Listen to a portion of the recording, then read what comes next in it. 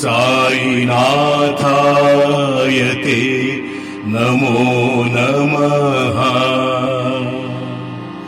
नमः परमत्वाय शाश्वताय महात्मने शिरडी ग्रामवासाय साईनाथाय ते नमः।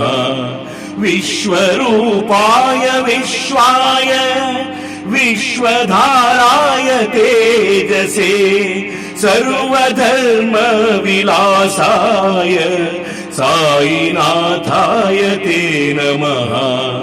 औयाय विशेषाय सच्चिदानंद रूपिणे शांताय परिपूर्णाय साईनाथाय ते नमः।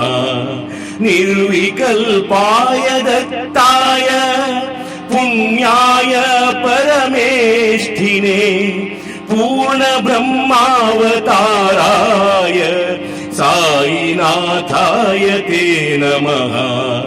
सगुणाय निरीहाय कमनीये स्वरूपिणे भक्तवृन्दैक्यवन्द्याय साईनाथाय ते नमः। आनन्दकन्द निज भक्तपालकम् पाषाणवास विमलकृपाधनम्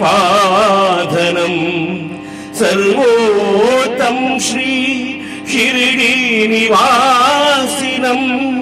श्री साईनां नाथं शरणं प्रपद्ये।